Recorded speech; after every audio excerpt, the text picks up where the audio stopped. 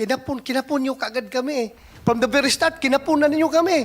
From the very start pa lang, iba ng intensyon ninyo eh. Kinakapunan nyo kaagad kami. Kaya kami nag-react ng gusto. At nabulabog tuloy yung PI ninyo.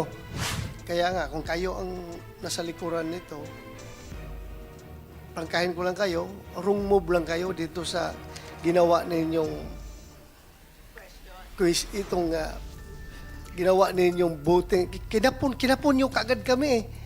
Hindi, gusto pala ninyo na multi-regional, multi-sectoral, yung palang gusto mo. Napakaganda lang gusto mo. Pero yung pamamaraan ay mali.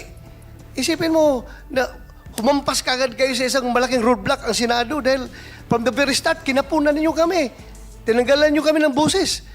Isipin mo, voting jointly, how can we voice out the 24 of us against 316 of them? So mali yung start ninyo, kaya kayo nagka-problema. Pero kung inayos ninyo yan, uy, ako mismo, I will support. Nagsasabi na ako, noon pa, nag-file nga ako ng economic chacha reform sa noon pa, resolution. Kaya you might be getting the support of the Senate kung hindi ninyo kaagad, from the very start pa lang, iba ng intensyon ninyo eh. Kinakapunan nyo kaagad kami. Kaya kami nag-react ng gusto. At nabulabog tuloy yung PI ninyo. Di ba? Personally, Madam Chair, on my behalf, and Senator De La Rosa, I apologize the way things have turned out. But my bottom line is really, I just want constitutional reform to happen. And if it can be... In any which way? Well, in fact, it would be great if the Senate, as the sort of the wise men and women of the nation, are the ones taking the lead in really doing a comprehensive review of the Constitution. That would be great. Yes, but we should allow for the people to debate and discuss and be made fully aware of the difference between unicameral and bicameral. I'm not here to defend the Senate, even if I do so, but certainly such a large change cannot be sneaked through this way. Anyway, I would just like, yes. Hindi naman kami talaga mga wise. Mas wise kayo. Dahil nga, kinakapunan nyo kaagad kami from the very start, mas wiser kayo kaysa amin. Mas wise kayo. Thank you. Eto, pipilitin ko lang, si Mr. Oñate ang laging nagbabayad sa lahat. Baka may alam naman kayo sa printing. Baka kayo na naman ang nag-abono ng printing. At saka napakarami nito, milyon-milyon ang ginastos.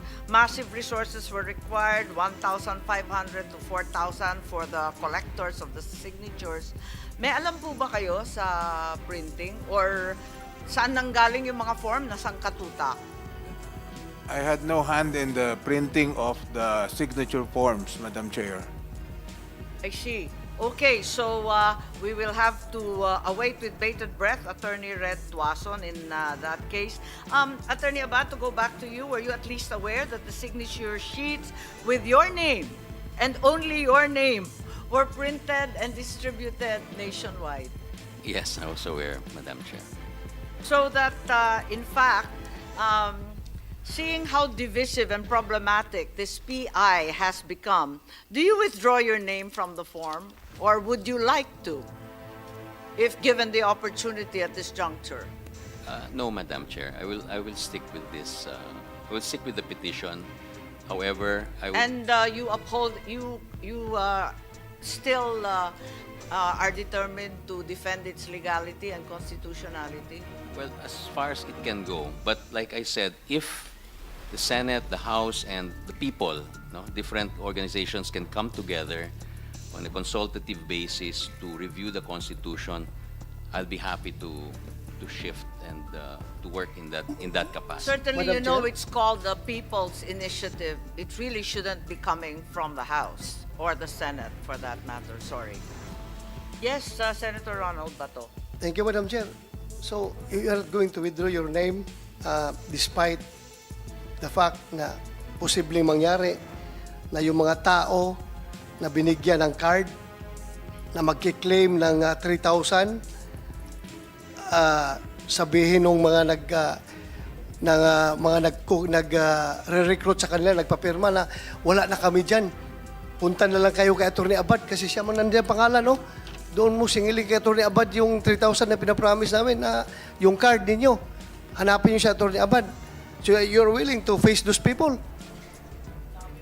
Well, my understanding is that there is no, it should not be linked to this amount. So I will tell them that. Kaya nga, I'm just giving the situation. The real. Ikaw kasi, puro kuhan yung ideal situation yung iniisip mo eh. The situation obtaining on the ground. Itong mga tao ngayon, hinahanap na yung saan nila i-claim yung card na pinapromise sa kanila. So, sabihin na, si Atty. Abad pa lang nasa pangalan dito. Hanapin natin si Atty. Abad, singilin natin dito, i-claim natin itong card na ito. So, anong sabihin mo doon sa mga tao? Sorry. Ha? Sorry. Oh, thank you. Thank you at magsusuri Ako, ka. Attorney Abad, maraming nagreklamo na linoko sila. Pero yung pangalan mo nandun. Hindi ba bawal yon bilang abogado? May ethics, marami tayong sinusumpaan na hindi po pwede yon, taking advantage of clients, of all these signatories who were not fully aware of what they were signing. In fact, were misled. And in many cases, tinakpan pa yung pipirmahan nila para lang makakuha ng ayuda. Di ba bawal po yun bilang abogado? Well, I should not be, as a lawyer, should not be involved in anything that is illegal or improper. I understand that. Kaya nga, pero ang pangalan mo nandoon. At least, if hindi ka naman legally maiipit dyan, pero konsensya mo lang rin. Ang daming taong naisahan niya, nailad, naloko. So, dapat makonsensya ka rin. Pangalan mo nandoon sa papel eh. Tapos sila ngayon, nag-expect ng ayuda coming from those people na nagpapapirma. Ikaw nandun sa papel eh. Dapat makonsensya rin kayo. Opo. Di ba? Attorney Abad, the evidence of fraud and deception of the signatories is overwhelming. Do you still insist that this was the right thing to do? And that you still abide by the ethics that you swore to as a lawyer? Yes, ma'am. Ginamit ang pangalan mo para lokohin ang tao. Nagmudmud ng pera, ng suhol, ng linlang, ng mamayang Pilipino. Payag kayo ron. No, of course, I don't want that to happen, ma'am. Nangyari eh. Ang pangalan mo lang nakatakda ron. Wala naman ibang pangalan. Ikaw lang naman ang sisisihin ng lahat. Payag kayong ganon. Alam ninyo from the beginning na magkakaganon. Yes, I was aware of the risks. Were aware na magbibigayan ng pera? No, ma'am. So my what- understanding So is ano that yung it's not risk that supposed- you were talking about? Well, I knew that,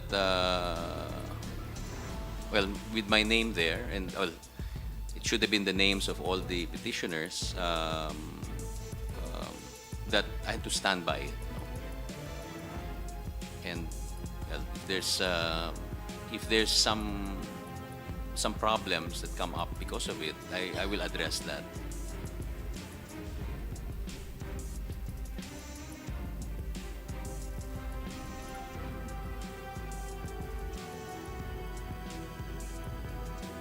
Yes, supposing you filed a petition for People's Initiative, you would have represented Pirma or yourself or Change Philippines or any of these organizations.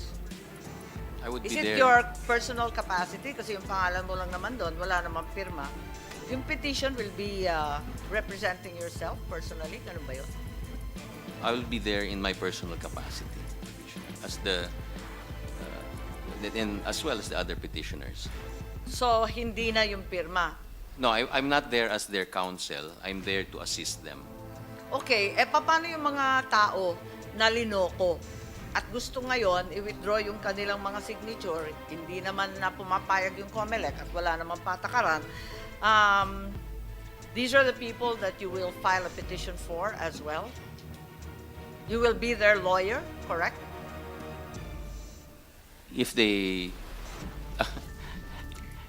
Are you saying if It's they in the withdraw? form. Hmm. It's what you have. Andito po eh. Andito dito. Diba? We hereby authorize Attorney Anthony Abad to cause the filing of the petition, perform any and all acts necessary in furtherance thereof. Sagot mo lahat. Yes, ma'am. Pati yung fraud, pati yung panliling lang, pambobola, yung suhol, yung pera ng gobyernong ginamit. Kaya mo lahat yun. Ma'am, I did not join this to engage in fraud or any improper behavior. Kaya nga, nangyari na nga eh. nangyari na Tinatanong ka namin kung pananagutan mo ba yan. Nangyari na nga eh. Ang daming nag-testify na gano'n ang nangyari sa field. So pananagutan mo yan. I'll address it. Ha?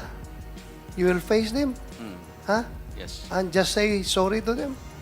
Well, Huh? Madam Chair, Yes, Senator Risa po. about that point just raised by Sen. Roy De La Rosa, I mean, sorry na lang ba? Sorry na lang ba?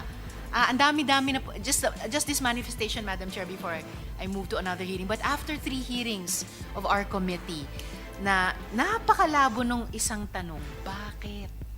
Ang dami na pong advocates, pero wala ni isa sa kanila nakasagot ng tanong, ano yung purpose ng proposal to vote jointly? No? So, sorry na lang ba, Madam Chair?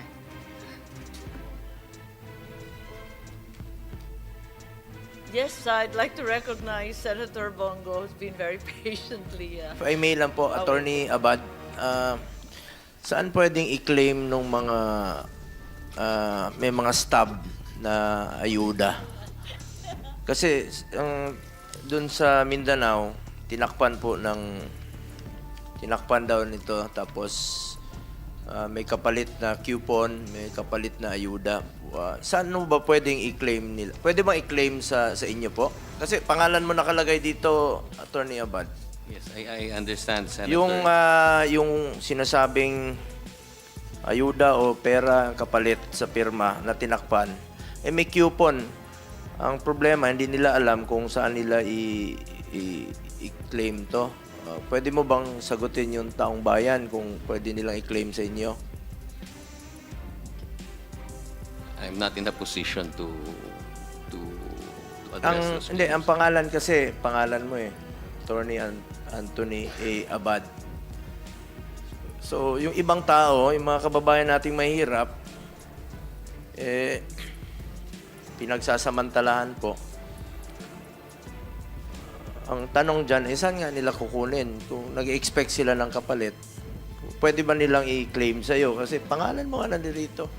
Opo, pero I am a petitioner. I'm awaiting the prospering of the petition. I'm not part of the operation or the administrative part of. So, are you aware na meron ng kapalit na ayuda to? No, I'm not aware Paano yan kung ikaw ang hanapin? Anong sabihin mo? that I'm not aware. Maraming umaasa dito, Attorney Abad. Hinahanap ka ron. Nahanap ko sa Davao, si Katkat pati sa Bukidnon. Pagdating mo sa airport doon, maraming magsisingil sa'yo. Sigurado yan. Sigurado yan. Just to give you advance info yung card, claim stub na merong building ang nakalagay, District 1 yun ng Davao. Mga residente. Yung card na ang nakikitang picture doon ay Bundok, District 2 yun ng Davao. Yung card na ang picture nakalagay Aguila, District 3 yun ng Davao. Bigyan lang kita ng information. Gaano kadami yung tao magki-claim sa iyo niyan kapag We're just flashing on screen all the affidavits, the signature forms, all containing Attorney Abad's name that were provided us throughout the country. Napakarami niyan eh. Anong sasabihin natin sa kanila? Sorry na lang ng sorry. Pwede ba yun?